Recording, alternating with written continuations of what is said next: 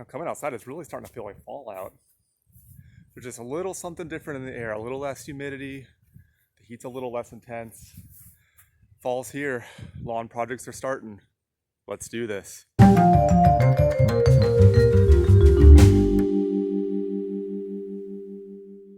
Hey guys, welcome back, it's Mike. One of the things I want to make sure I have set up before I do the overseeding here in a couple of weeks is a sprinkler system. Now, over the summer, I just moved one head around to get the water into the grass a couple times a week to keep it going, but with overseeding, you really have to make sure that the water is consistent and also the coverage is even. You really want the coverage to overlap between the heads. So what I'm going to do today is set up the sprinkler system with all the supplies I got to make sure that it's going to cover the yard the way I want. And if we look at the front yard, I want to make sure that I have a head over on the far side over there and that it's going to spray this way and also out into the road, but then also have one over on this side and it's going to go out that way. And ideally, we're going to overlap somewhere in the middle and get good even coverage across the whole yard. So that way, when the seed's down, we don't risk anywhere drying out and not germinating.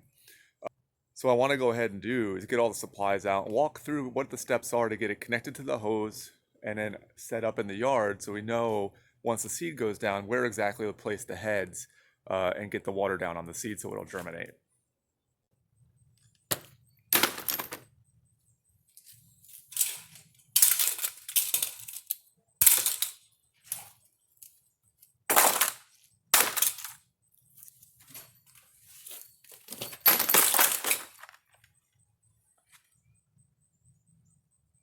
So what we're looking at here are the main supplies we need. So we need garden hose. So you need to figure out how many heads you need on your yard.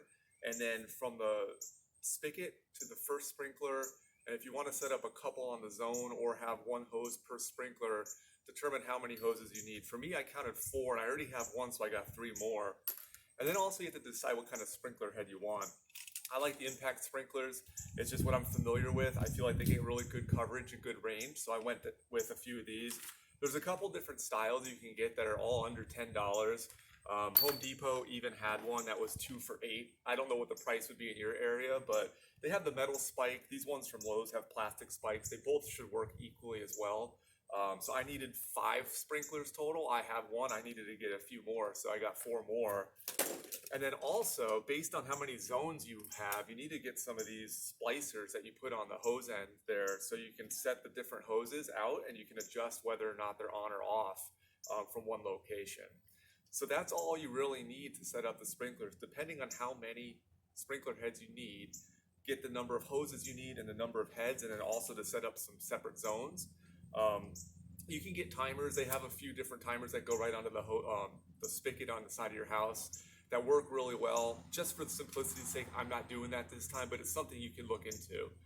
Let's put this all together and see how it works.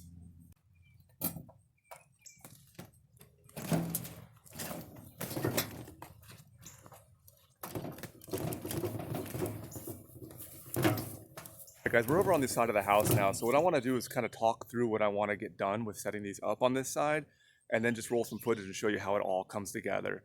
One of the first things we're going to do is I'm going to take off the existing garden hose and then put on that 2-way splitter so that way I have 2 separate zones on this side of the house. The existing garden hose is going to connect to the sprinklers that are going to go into the front of the yard. So if we see here, it wraps around to the front. I want 1 sprinkler head on my property line here and then 1 over by the driveway. And that first zone, I'm hoping the water pressure is going to be enough to do that. The second one's going to be 1 sprinkler head back here to cover the back side of the house here.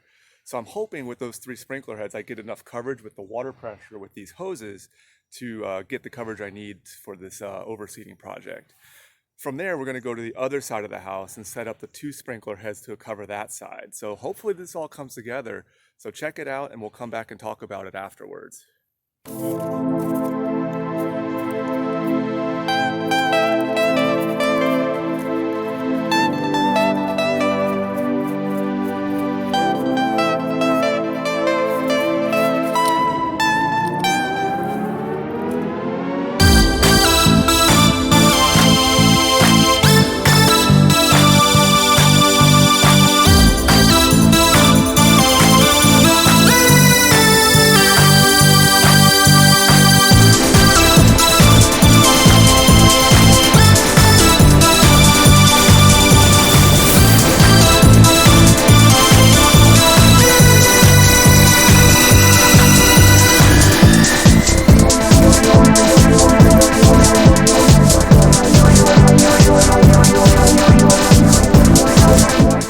sprinkler set up on this side here. So I have the one over in the back side there, as you can see, and then you have the one down here.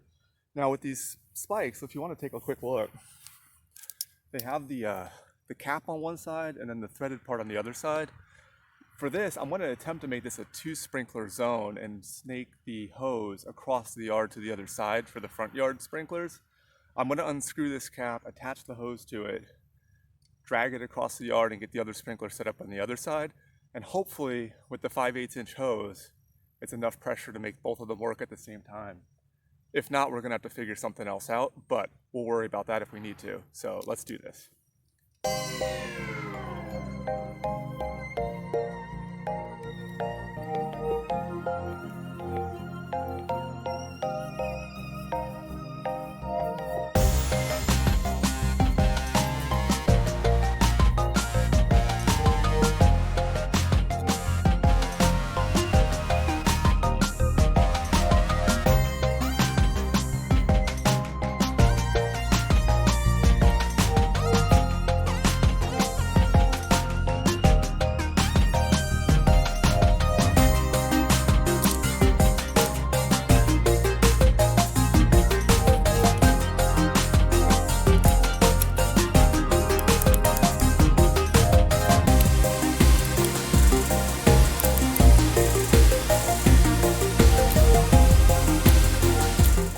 Now, as you just see, I'm adjusting the sprinkler heads so that way they rotate, left and right and try to hit the property lines and the concrete as best as possible.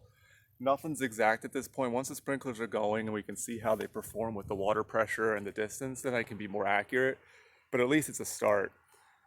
Now, with some of the hoses, nothing's exact. These are 50-foot hoses. I needed about 45 feet. Do the best you can just to kind of get them to lay flat. And we're going to be overseeding, so the seed might be under the hose a little bit, but it shouldn't affect too much. I can move the hose around a little bit as we go. Just to recap where we're at right now, I have the one sprinkler here on the driveway. I have the one sprinkler over here behind the tree. And the idea behind these two is their half circle pattern should cover the whole front yard and out by the road. Now, today's test will be able to determine if there's any spots that don't get hit, and that's really what I want to address before any seed goes down to ensure that that water is covering the whole yard before we put down expensive grass seed. The last one I have over here is for the side. So this is an impact sprinkler over here. Where's it at? There it is. It is an impact sprinkler. It should cover pretty well. It'll hit up against the wall a little bit, but I'm not too worried about that. The Bermuda grass is going to provide, even when it's scalped, a pretty good coverage for the seed to protect it from any high pressure water. So got a bunch of extra hose. I'm going to clean that up once I need to. Once the seed goes down and I get everything set up, I'll coil those up around the house so that it's not all clumped up there. I have the hose going down the property line here. So it goes down to the sprinkler here and out to the front. I have some sprinkler flags. These are above ground sprinklers. I mow my yard, my neighbor mows his yard. The last thing I want to do is either of us hit these sprinklers. So once I get this thing all set up for the actual overseeding, I'll put some sprinkler flags I picked up at Lowe's down just to kind of let us all see where those sprinklers are. But like today is just a dry run. I just want to make sure everything works and that everything I need is ready to go, so I don't have to make any extra trips to the home goods store while I'm in the middle of my project. So let's fire these up and see how it works.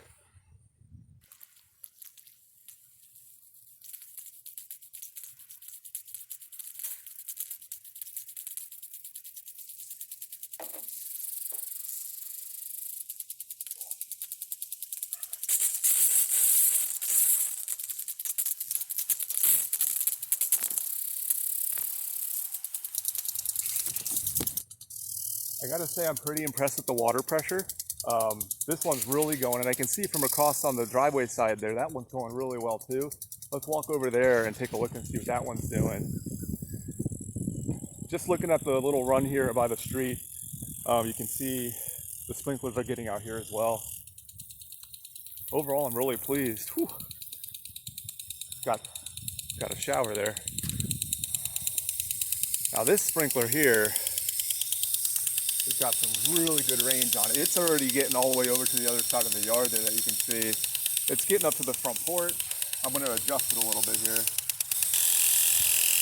to break up the water spray some. So it's more of a mist.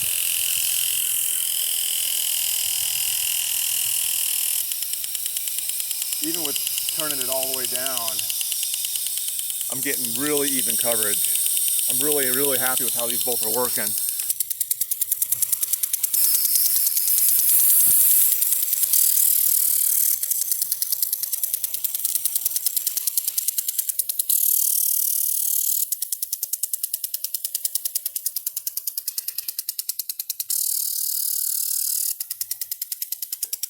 So the stream from this one here is actually hitting the other sprinkler head, which is perfect to get that overlapping coverage. It's getting all the way up to the edge here of the planted that I'm going to be cleaning up with seed. And the both sprinklers are really overlapping well. So let's go test out the other one to see how that does.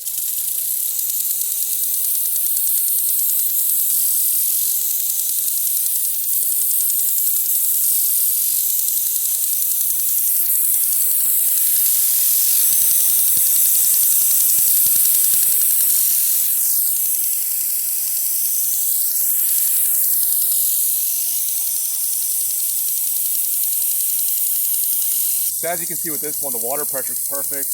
I have it on a really mist type spray by pushing the top of the head down and adjusting that. So in terms of impact, it shouldn't really affect any type of grass seed. It shouldn't move it around or anything.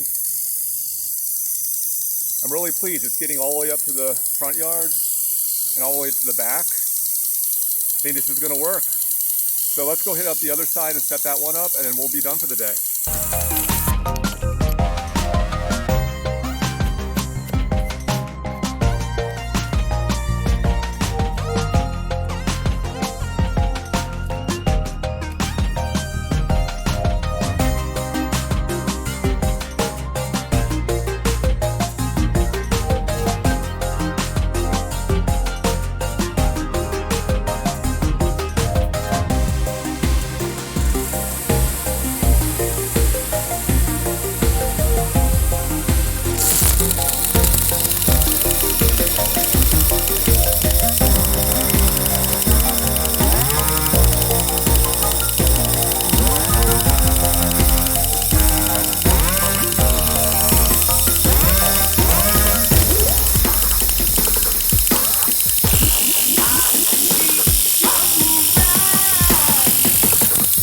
So again with this side too, some final adjustments will need to be made as soon as all the seed's down. I'm setting this thing up for use, but I'm really happy with it. It's getting...